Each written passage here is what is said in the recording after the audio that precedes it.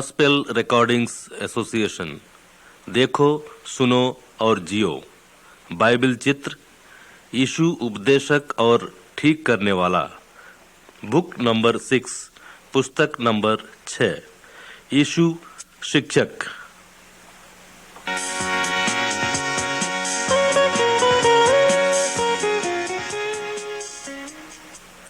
नमस्कार मित्रों, आइए और इस संसार के महान शिक्षक से मिलिए। उसका नाम यीशु है। कैसेट को सुनिए और चित्रों को देखिए। जब आप संकेत सुनते हैं तो दूसरे पन्ने को पलटिए। आइए शुरू करें।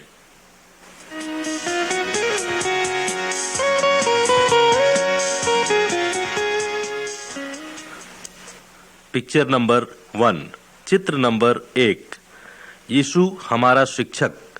यहाँ यीशु का चित्र है। वह लोगों को परमेश्वर के बारे में बता रहा है। यीशु परमेश्वर में से होकर आया है, इसलिए वह सब कुछ जानता है। परमेश्वर सारे लोगों को प्रेम करता है, परंतु सारे लोग परमेश्वर से अलग हैं, पापों के द्वारा जो मनुष्य करता है। यीशु लोगों को कहानियां बताते हैं कि कैसे परमेश्वर को पुनः जाने। सुनिए और मैं आपको कुछ कहानियां बताऊंगा जिसे यीशु ने कहा, तब आप भी सच्चे परमेश्वर के बारे में जान सकते हैं।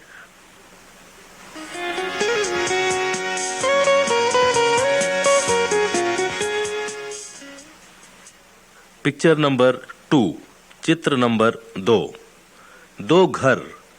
इस चित्र में यीशु दो घर के बारे में कहानी बताते हैं। एक घर चट्टान पर बनाया गया जिसकी नींव मजबूत है, जब तूफान आता है तो यह नहीं गिरेगा। और दूसरा घर बालू पर बनाया गया और जब तूफान आता है तो वह गिर जाता है। देखिए, यह बाढ़ में बह गया है। यीशु ने कहा कि वह व्यक्ति जिसने अपना घर चट्टान पर बनाया वह बुद्धिमान है। इसलिए हमें भी अपना घर मजबूत नींव पर बनानी चाहिए और हमारे जीवन को मजबूत नींव यीशु की शिक्षाओं पर विश्वास करना एवं उसकी आज्ञाओं को मानना है। यदि हम परमेश्वर की शिक्षाओं का पालन करेंगे तब हमारा जीवन कभी नष्ट नहीं होगा। हम भी जब जीवन में आंधी तूफान आएगा तब मजबूत रहेंगे।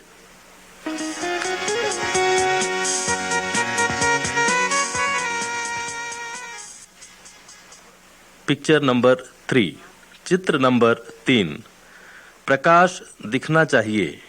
देखिए, चित्र में इस मनुष्य के पास दिया है। एक व्यक्ति अपने दिए को ऊपर करता है ताकि अंधकार में सभी को प्रकाश दिखाई दे, और दूसरा व्यक्ति अपने प्रकाश को कटोरे के नीचे रखता है। वह दूसरों को प्रकाश नहीं देता है। सुनिए, यीशु जगत की ज्योति है क्योंकि वह परमेश्वर का मार्ग बताता है। यीशु ने लोगों से कहा कि उनको दूसरे लोगों को जो आवश्यकता है सहायता करनी चाहिए ताकि वे भी परमेश्वर के मार्ग को प्राप्त कर सकें। हम भी उनके लिए प्रकाश के समान होंगे। हमारे भले कार्य उनकी सहायता से करते हैं कि वे यीशु पर विश्वास करें। होने दें कि दूसरे लोगों की प्रकाश देख सकें।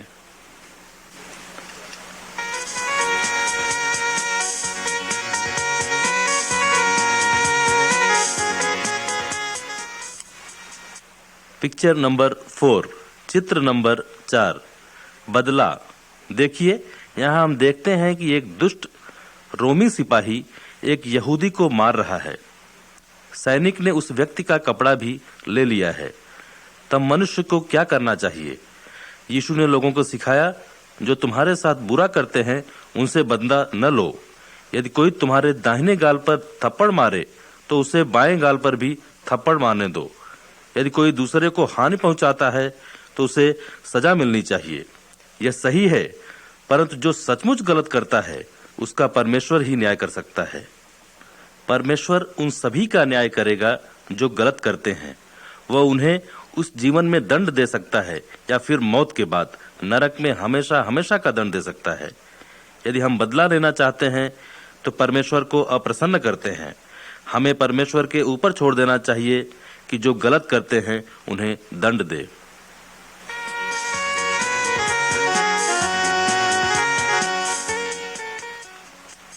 पिक्चर नंबर 5, चित्र नंबर 5, परमेश्वर से विनती। इस चित्र में हम दो व्यक्तियों की प्रार्थना करते हुए देखते हैं। एक व्यक्ति दूर खड़े हुए बड़ी बड़ी प्रार्थना को दोहरा रहा है। वह चाहता है कि लोग उसे देखकर उसका आदर करें। यह व्यक्ति पाखंडी है। परमेश्वर इस प्रकार की प्रार्थनाओं का उत्तर नहीं देता है। यीशु ने कहा कि जब हम परमेश्वर से प्रार्थना करते हैं तो हमें एकांत स्थान में जाना चाहिए, और दूसरा व्यक्ति अपने घर के अंदर प्रार्थना कर रहा है, जहां परमेश्वर को छोड़ उसे कोई नहीं देखता। वह नम्र और ईमानदार है। जब वह परमेश्वर से प्रार्थना करता है, परमेश्वर इस प्रकार की प्रार्थना को सुनता और उत्तर देता है। हम विनती कर सकते हैं कि परमेश्वर हमें शैतान, पाप और दुष्ट से बचाए। हमें दूसरों के लिए भी प्रार्थना करनी चाहिए और हर दिन की जरूरतों को परमेश्वर से मांगना चाहिए।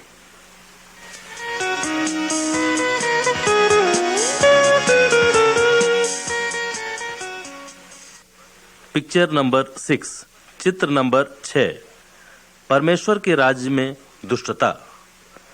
इस चित्र में यह दुष्ट व्यक्ति है।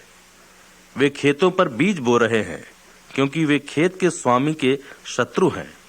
खेत का स्वामी बीजों को नहीं निकाल सकता या फिर वह पौधों को नष्ट करेगा। उसे अलग करने के लिए कटनी तक ठहरना पड़ेगा। परमेश्वर इस खेत का स्वामी है। शैतान ने परमेश्वर के लोगों के पास अपने दुष्ट लोगों को भेजा है, परंतु उचित समय पर यीशु आएगा।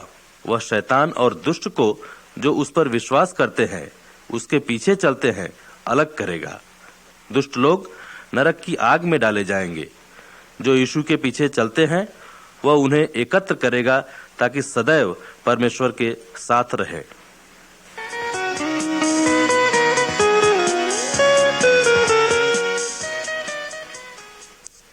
पिक्चर नंबर 7, चित्र नंबर 7, परमेश्वर की संतान। देखो, एक दिन कुछ लोगों ने अपने बच्चों को यीशु के पास लाए। वे चाहते थे कि यीशु उन पर हाथ रखकर परमेश्वर से उनके लिए प्रार्थना करे। तब यीशु के चेले बच्चों को दूर करने की कोशिश करते हैं।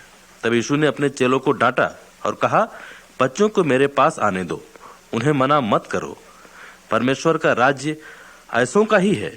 यीशु ने अपने चेलों से भी कहा कि जब तक कोई बच्चों के समान अपने आप को न बनाए, परमेश्वर के राज्य में प्रवेश नहीं कर सकता। जो कोई बच्चों के समान अपने आप को नम्र बनाता है, वह परमेश्वर के राज्य में महान है। परंतु जो घमंडी और अपने आप को बड़ा समझते हैं, वो यीशु के सच्चे भक्त नहीं हो सकते।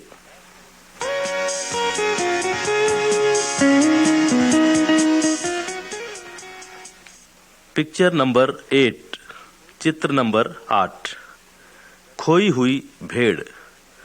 यह चित्र यीशु के द्वारा बताई गई कहानी को चित्रित करता है। एक व्यक्ति की 100 भेड़ें थीं और एक घूमते हुए भटक गई। सो वह व्यक्ति 99 को छोड़कर भटकी हुई भेड़ को ढूंढने चला गया। जब वह उसे पाया, तब वह 99 की अपेक्षा उस एक खोई हुई भेड़ के कारण अत्यंत खुश हुआ। इसी प्रकार परमेश्वर भी नहीं चाहता कि कोई भटक जाए। यीशु भेड़ों का रखवाला है। वह खोए हुए स्त्री पुरुषों को ढूंढने आया है, जैसे इन चरवाहे ने अपनी भेड़ को खोजा। प्रभु यीशु ने हमको शैतान, पाप और अनंत काल की मौत से बचाने के लिए अपने आप को दे दिया।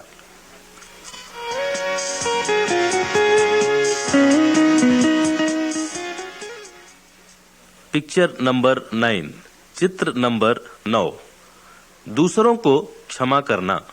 सुनिए, एक दिन एक राजा ने पाया कि उसके एक नौकर को उसका बहुत पैसा वापस करना चाहता है। वह नौकर इतना पैसा नहीं चुका सकता था, इसलिए राजा ने आज्ञा दी कि उस नौकर और पूरे परिवार को गुलामी में बेच दिया जाए। तब नौकर ने राजा से विनती की कि मुझे थोड़ा और समय दे दें ताकि मैं पैसा लौटा सकूं। सो राजा को उस पर दया आई और वह उसका सारा कर्ज माफ कर दिया। परंतु चित्र में देखिए कि क्या हो रहा है। वह नौकर बाहर गया और एक व्यक्ति को पाया जो उसके पास बचा थोड़ा सा भी पैसा वापस लेना चाहता था।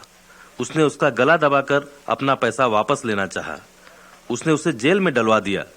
क्योंकि वह तुरंत उसे पैसा वापस नहीं कर सका। तब दूसरे नौकरों ने इसे राजा से कहा। राजा अत्यंत क्रोधित हो उठा और उसे दुष्ट नौकर को सदा के लिए जेल में डलवा दिया। परमेश्वर हमें भी सारी गलतियों के लिए जो हमने किया है माफ करेगा, यदि हम भी उन्हें माफ करेंगे जिन्होंने हमारे साथ बुरा किया है।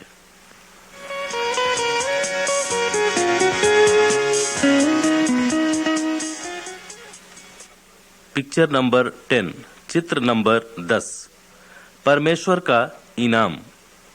एक खेत के स्वामी ने मजदूरों को रखा कि वे खेत में काम करें। वह उन्हें दिन भर के लिए 1 दीनार देने को राजी हुआ। ये मजदूर शाम के समय अपनी मजदूरी लेने को गए, परंतु देखिए, पहला व्यक्ति जो बाद में आया था उसे पहले जैसे पैसा मिला। वह तो थोड़ा काम किया था, परंतु उसे पूरे दिन का पैसा 1 दीनार मिला। दूसरा व्यक्ति केवल आधे दिन ही काम किया था, उसे भी उतना ही पैसा मिला। तब जो व्यक्ति पूरे दिन काम किए थे उन्होंने शिकायत की क्योंकि उन्हें ज्यादा पैसा नहीं मिला, परंतु खेत के स्वामी ने जैसा बातचीत हुई थी उसके अनुसार पूरे दिन का पैसा दिया था। यीशु ने कहा कि परमेश्वर भी ऐसा ही है। परमेश्वर न्यायी है, परंतु वह दयालु और उदार भी है। परमेश्वर उन्हें जो यीशु के पीछे चलते हैं अनंत जीवन देगा। यह तो परमेश्वर का वरदान है, इसे खरीदा नहीं जा सकता।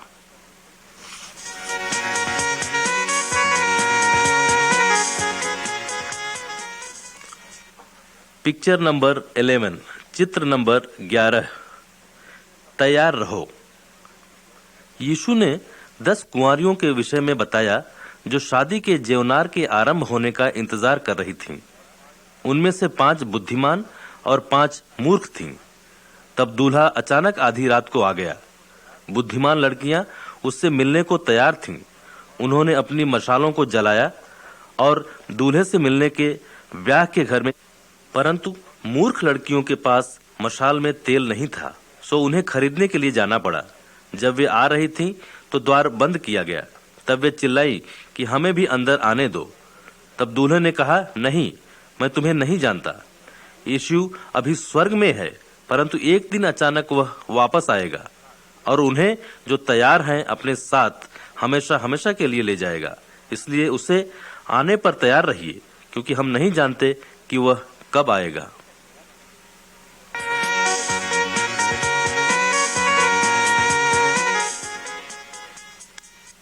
पिक्चर नंबर 12, चित्र नंबर 12, यीशु के लिए इंतजार करना। आप यीशु के दोबारा आगमन के लिए कैसे तैयार हो सकते हैं? सुनिए, इस चित्र में एक धनवान व्यक्ति लंबी यात्रा से अभी अभी वापस आया है। जब वह गया था उसने अपने सेवकों को कुछ पैसा दिया था। एक सेवक को 5 दीनार। उसने उससे व्यापार किया और 5 दीनार और कमाया। दूसरे के पास 2 दीनार था। उसने भी 2 दीनार और कमाया। जब उसका स्वामी वापस आया उसने उन्हें शाबाशी दी, परंतु यह सेवक तो अपने स्वामी की संपत्ति को छुपा रखा और उससे कुछ नहीं कमाया। तब उसका स्वामी क्रोधित हुआ, क्योंकि यह सेवक बड़ा आलसी था। उसने अपने घर से उसे निकाल दिया। यीशु चाहता है कि उसके दोबारा आगमन तक हम भी उसका कार्य करते रहें। वह हमसे प्रेम करना चाहता है और दूसरों की सहायता करना चाहता है। जब वह वापस आएगा वह कहेगा, शाबाश सेवकों, आओ और मेरे स्वामी के खुशी में सहभागी हो।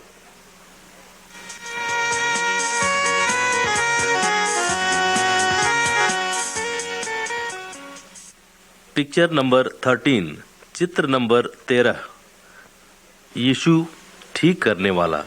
यीशु का बपतिस्मा किया जाना। इस चित्र में हम यीशु को देखते हैं। इससे पहले कि उसने प्रचार करना शुरू किया, नदी में उसके साथ यूहन्ना है। यूहन्ना जानता था कि एक दिन यीशु परमेश्वर के द्वारा आएगा। यूहन्ना यहूदी लोगों को चेतावनी देता रहा कि अपने बुरे कार्यों से मन फिराएं और यीशु के पीछे चलने को तैयार रहें। जिन्होंने विश्वास किया उनको यूहन्ना ने पानी का बपतिस्मा दिया। उन्होंने ऐसा इसलिए किया ताकि वे दिखाना चाहते थे कि वे अपने कार्यों को बदलना चाहते हैं और ऐसा जीवन जीना चाहते हैं जो परमेश्वर को प्रसन्न करे। परंतु यीशु भी यूहन्ना के पास आया। यीशु ने कभी भी परमेश्वर को अप्रसन्न नहीं किया। जब यूहन्ना ने यीशु को बपतिस्मा दिया, कुछ आश्चर्यजनक घटना घटी। आकाश खुल गया और परमेश्वर का पवित्र आत्मा एक कबूतर के समान यीशु पर उतर आया। तब परमेश्वर की आकाशवाणी स्वर्ग से हुई, तू मेरा प्रिय पुत्र है, जिससे मैं प्रेम करता हूँ। उस समय के बाद यीशु ने अनेक आश्चर्य कर्म किए और लोगों को दिखाया कि उसे परमेश्वर ने लोगों को बचाने के लिए भेजा है।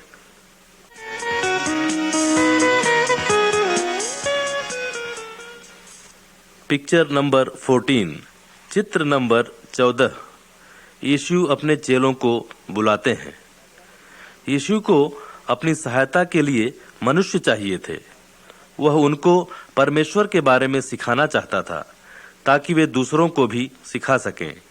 एक दिन जब यीशु समुद्र के किनारे से जा रहा था तो उसने मनुष्यों को मछली पकड़ते हुए देखा। उनके नाम पतरस और अंड्रियास थे। यीशु ने उनसे कहा, मेरे पीछे हो लो तो मैं तुम्हें मनुष्यों को पकड़ने वाला बनाऊंगा। और वे तुरंत अपने जाल छोड़कर यीशु के पीछे हो लिए। तब यीशु ने याकूब और यूहन्ना को भी बुलाया। उन्होंने भी यीशु की आज्ञा पाकर उनके पीछे हो लिए। यीशु ने अपने पीछे चलने वाले में से 12 मनुष्य चुन लिए कि वे उसके शिष्य हों, यानी विशेष सहायक। उन्होंने यीशु के द्वारा किए गए आश्चर्यजनक चमत्कारों को देखा। यदि हम भी यीशु की आज्ञा मानेंगे और उसके पीछे चलेंगे तो हम भी उसके चेले कहलाएंगे।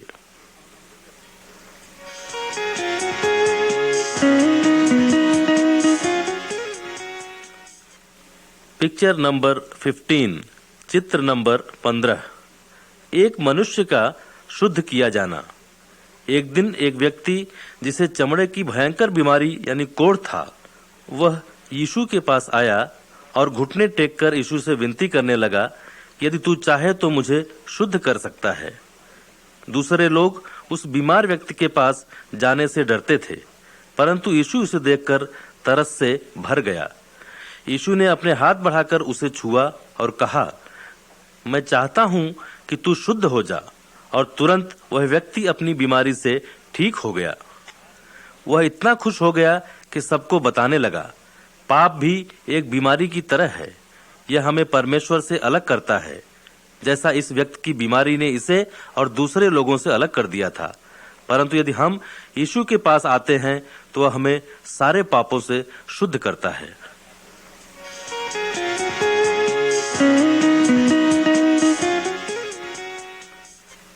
पिक्चर नंबर 16, चित्र नंबर 16। झोले का मारा व्यक्ति चलने लगता है। एक दिन यीशु एक घर में लोगों को परमेश्वर के बारे में बता रहा था। 4 व्यक्ति एक झोले के मारे हुए व्यक्ति को यीशु के पास ले आए, परंतु भीड़ के मारे वे उसे अंदर नहीं ला सके। सो उन्होंने छप्पर को खोलकर उस व्यक्ति को ठीक यीशु के सामने नीचे उतार दिया। यीशु ने उसके विश्वास को देखकर उस बीमार व्यक्ति से पूछा, हे पुत्र, तेरे पाप क्षमा हो गए। तब कुछ धार्मिक अगुए इससे सुनकर क्रोधित हो उठे और कहने लगे, केवल परमेश्वर ही है जो पाप क्षमा कर सकता है। वे नहीं समझते थे कि यीशु ही परमेश्वर है। तब यीशु ने उस झोले के मारे हुए व्यक्ति से कहा, उठ, अपनी चटाई उठाकर अपने घर चला जा। वह तुरंत ठीक हो गया। वह उठा और अपनी खाट उठाकर चटाई उठाकर अपने घर चला गया। चंगाई प्राप्त करना कितनी अद्भुत बात है, परंतु इससे भी अच्छी बात है कि परमेश्वर तुम्हारे पापों को क्षमा करे, तभी हमारे पास अनंत काल का जीवन होगा।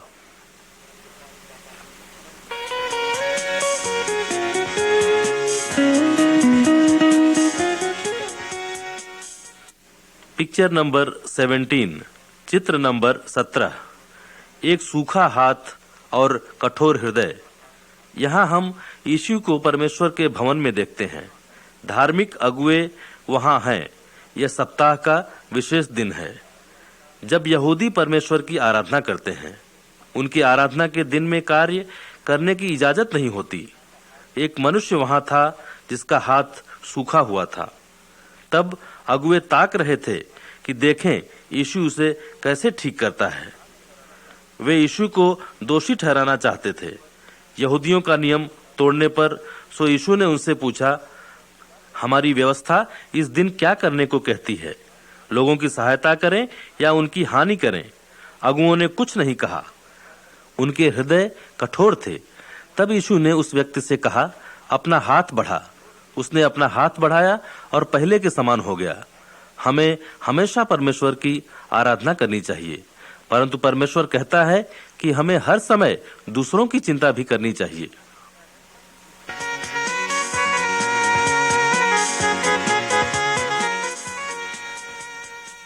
पिक्चर नंबर 18, चित्र नंबर 18। यीशु तूफान को शांत करते हैं। इस चित्र में हम यीशु और उसके चेलों को एक नाव में देखते हैं। वे लोग झील के उस पार जा रहे थे। अचानक एक बड़ा तूफान उठने लगा, पानी जहाज में भरने लगा और नाव डूबने लगी और यीशु नाव के पिछले भाग में सो रहे थे।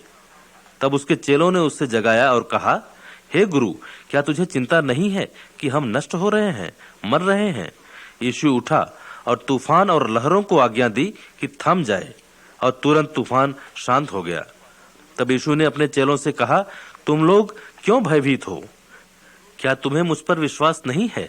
तब चेले आश्चर्य करने लगे और कहा कि यह कौन है, यहाँ तक कि तूफान आदि लहर भी इसकी आज्ञा मानते हैं।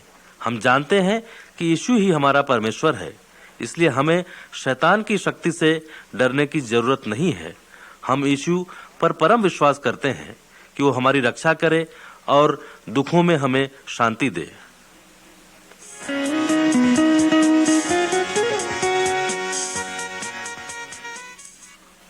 पिक्चर नंबर 19, चित्र नंबर 19। एक स्त्री का ठीक किया जाना। क्या आप इस भीड़ में उस स्त्री को देख सकते हैं? उसे 12 वर्षों से रक्तस्राव की बीमारी थी। उसने सुना था कि यीशु लोगों को ठीक करते हैं, तो उसने भी सोचा कि यदि मैं उसके वस्त्र के आंचल को ही छू लूंगी तो ठीक हो जाऊंगी। उस स्त्री ने उसे छुआ और तुरंत उसका रक्त बहना बंद हो गया। यीशु जान गए कि सामर्थ उसमें से निकली है। उसने पूछा, किसने मेरा वस्त्र छुआ है? उसके आसपास काफी लोग थे, परंतु वह स्त्री जानती थी कि यीशु उसे ढूंढ रहे हैं। वह डरते हुए यीशु के चरणों में गिर गई। उसने यीशु को बताया कि वह कैसे ठीक हो गई। यीशु ने उससे कहा, तेरे विश्वास ने तुझे ठीक किया है, शांति से चली जा। यीशु जानता है कि हम दूसरों से कुछ छिपाते हैं। आइए उसके पास और विश्वास कीजिए ताकि वह आपकी भी सहायता कर सके।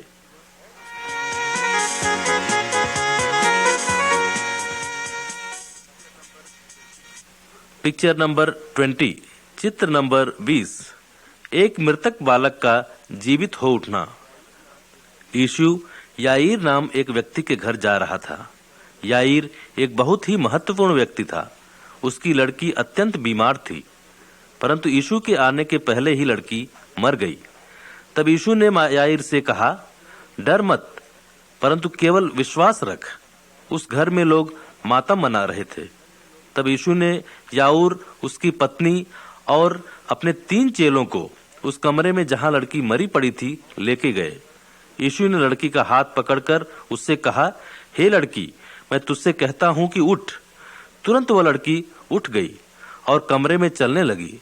तब उन्होंने उसे कुछ खाने को दिया। मौत के ऊपर यीशु के पास सामर्थ है। जो उस पर विश्वास करते वह उसके पीछे चलते हैं, उन्हें डरने की आवश्यकता नहीं है।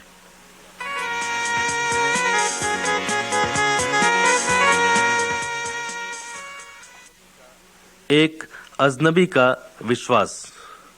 एक दिन एक कनानी स्त्री यीशु के पास आई। उसकी बेटी दुष्ट आत्मा से ग्रस्त थी। उसने यीशु से विनती की कि वह दुष्ट आत्मा को निकाल दे। यीशु ने उससे कहा कि वह यहूदी लोगों की सहायता करने को आया है। तब उसने उससे कहा, यदि वह यहूदियों के सामने उसकी सहायता करेगा तो लड़कियों को रोटी खिलाने से पहले कुत्ते के आगे रोटी डालने जैसा है। तब उस स्त्री ने कहा, परंतु बच्चों के रोटी के टुकड़े जो टेबल से गिरते हैं उसे कुत्ते खा लेते हैं। यीशु ने कहा, हे स्त्री, तेरा मुझ पर विश्वास बढ़ा है, मांग और तुझे मिलेगा। तब वह घर गई और पाया कि उसकी लड़की में से दुष्ट आत्मा चली गई है। यीशु सभी जाति के लोगों से प्रेम करता है। वह चाहता है कि हम उस पर अपना विश्वास रखें और शैतान की सामर्थ्य से छुड़ाए जाएं।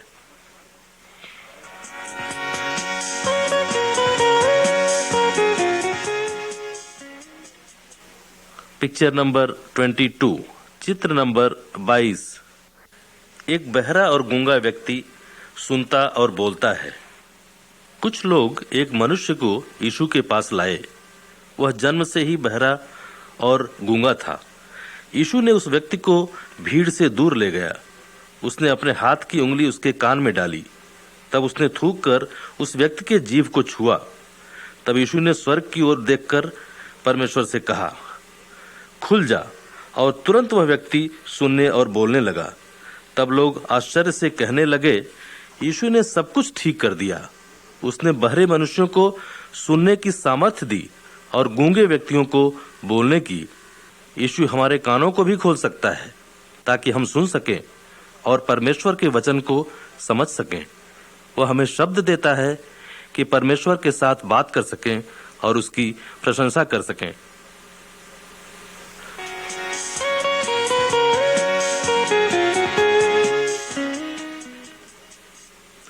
पिक्चर नंबर 23, चित्र नंबर 23।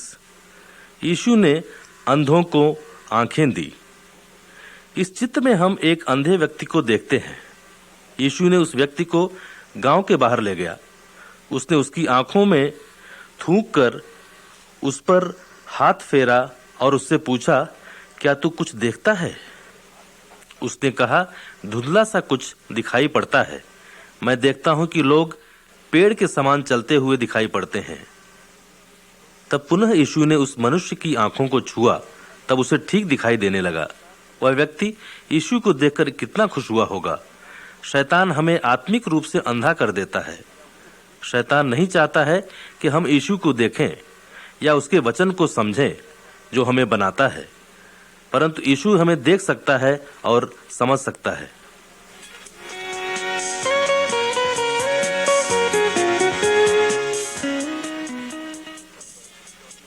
पिक्चर नंबर 24, चित्र नंबर 24।